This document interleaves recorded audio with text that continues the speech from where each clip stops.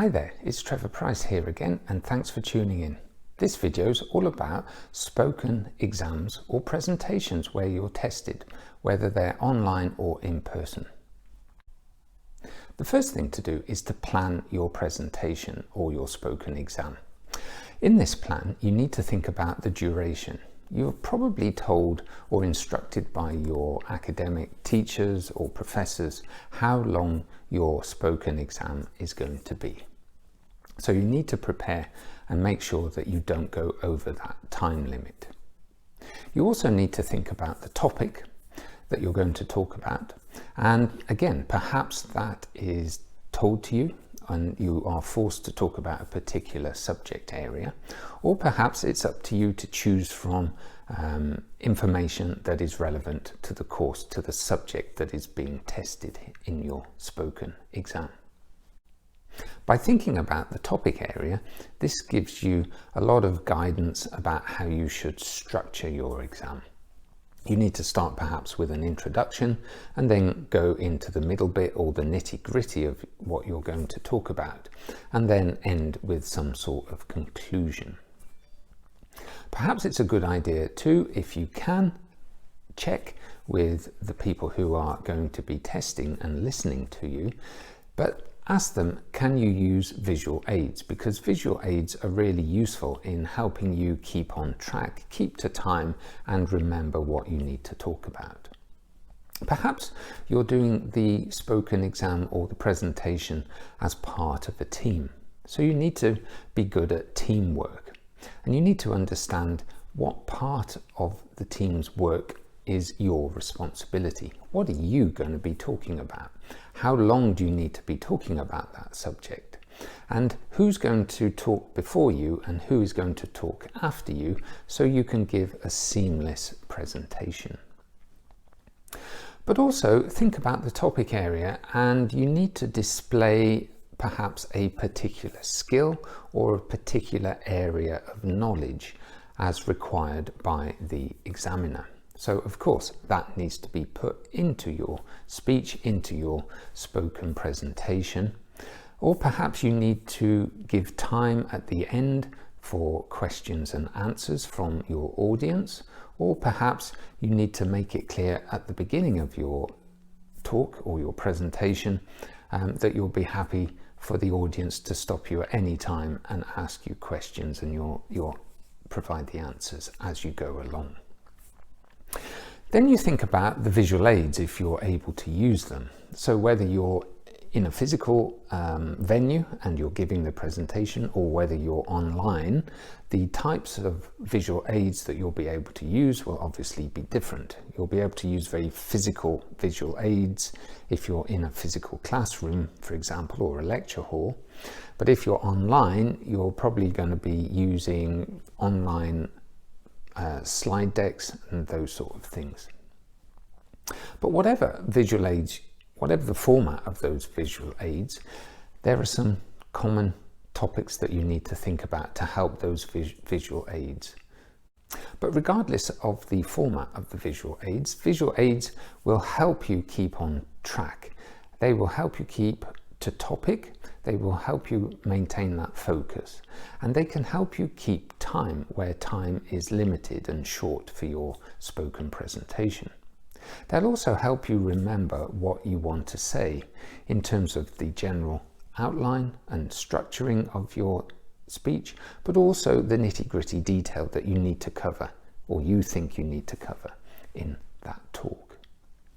It also shows by using visual aids that you are prepared and you're organized and that you're in control and you understand what you are doing. That sort of sorts out the more professional looking presentations from the more amateurish presentations. And it also helps you sort of squash and quell the worries that you have and your nerves, because you know you've prepared and you know you've got this bank of slides or other visual aids that you have to help you in case you forget. And if, like me, you're quite forgetful, especially when you're giving lectures or presentations that last for more than a couple of minutes, a visual aid can be a really good thing for you to help you remember oh yeah, I need to cover this thing. I need to talk about this topic in my presentation right now. It also shows that you're taking the presentation, the spoken exam, seriously, and the visual aids at the end, be it a slide deck or a prop or something else like that, can be relatively easily shared with your audience. So for example, your slide deck could be printed out and given as a handout or given as a PDF file to all those that are listening to you. For your personal use during the presentation, during your spoken exam, if again you're able to do that, so check with the organizer of the exam and the examiner of the exam, speaker's notes can be really useful. So these could be in the form of little pieces of cardboard, sort of A6 or A5 sized, and again you would put on those small note cards, keynotes to help you remember and to help you organize your speech as you go through the presentation. But if you do use physical cards, speaker's notes, then make sure that you number the cards, because during a nervous, anxious time during the presentation, you might accidentally drop them on the floor. And if they're not numbered, they'll be terribly out of sync and you'll get confused and it'll be a nightmare. So make sure each of the cards is sequentially numbered, and on the cards, make sure that you only use the key points that you want to cover in your presentation, because there's nothing worse than if somebody has a card or a piece of paper and they're just reading the text. That's more like a church sermon or a very dry and boring lecture, rather than you giving an energetic, passionate and committed and interesting presentation of your own. Remember, your speaker's notes have key points on them to help you keep organized and to help you remember what you need to say. It's not a script, okay? And that brings me on to the next point. You need to rehearse your speech, because by rehearsing your speech, you can iron out all the sort of rough edges and enhance it and make it sound and look a lot better. You also help to put into your memory what you're going to say. So your speaker's notes can help you with that. But if you've rehearsed it a few times, then what you are going to say are subconsciously in your mind, and hopefully you can remember quite smoothly and professionally what you need to speak. Also, think about how you are dressed, how your appearance will affect your presentation. Is what you're wearing appropriate for that format of exam? If you're in a university sort of classroom, I always remember, the phrase "dress to impress." If you're wearing a smart set of clothes, then that shows that you've paid attention to that level of detail. You're paying attention to your professionalism and you want to impress your audience. If you're doing a talk online, then think about the background. What does the background look like? Is it appropriate for the type of audience that you're talking to? Also, look at the audience. Like I'm doing at the moment, I'm looking at you directly through the camera of through the lens of my camera that I'm using here. If you're in a physical room, look at your audience, look at them in the eye. This keeps them engaged, and you can judge the sort of level of interest of your audience. You can tell if anyone's like falling asleep or yawning or perhaps texting a friend on their smartphone.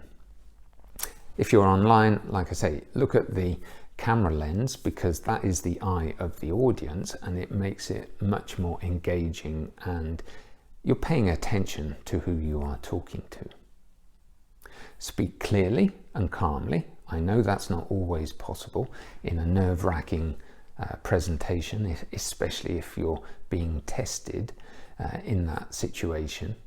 But a lot of people, a lot of students in my experience tend to talk very quickly, and if they talk very quickly, it just shows that you're very nervous and it's very hard and difficult to understand.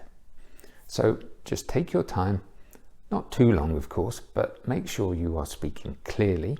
you're trying to speak calmly, and think if your audience, perhaps the language you are speaking isn't their first language, they'll need time to digest and fully understand what you're saying. So if you're speaking really, really quickly, that's not going to happen, and it's going to degrade the quality of your presentation. During the presentation or at the end in a Q&A session, do answer the questions as honestly as you can. There's nothing worse in a Viva where the professor asks you a really tough question and the student being tested is just making up the answers. It's very, very obvious for your audience when you do that. So it's much better, I think, in my opinion, to say, if you're asked a tough question and you don't know the answer, is to say, honestly, I don't know the answer to that, but I'll get the answer back to you within a day or two. Or say something like, I honestly don't know the answer to that, but I think, if I think about it, it's this. Here's the answer, but that's my guess. That will impress your audience, and at least you've flagged up that you don't honestly know, but at least you're trying. But please don't say, I'm sorry, I don't know what the answer is, and just leave it at that, because that won't get you very far at all. But do put a guess or an estimation, or at least try, but flag that up at the beginning of your answer. After the spoken exam is over, then obviously you'll need to leave the room or leave the online environment, but don't leave it at that. Have a short break, but spend some time reflecting upon how that experience was for you. Did it go well? Did you perform at your best? Could you have done more to improve your presentation skills next time? I can tell you from my personal experience, talking in front of an audience is, the very first few times I did it, a very nerve-wracking experience. But I promise you, as you do more and more of it, it gets better and better, and you improve, and your performance gets better as a result. So hopefully this video has been useful for you to prepare for your spoken exams or spoken presentations. And if you've liked this film, please give me a thumbs up in the comments below, ask me any questions, and please subscribe to this channel. Thanks very much. Good luck with your studying. Bye.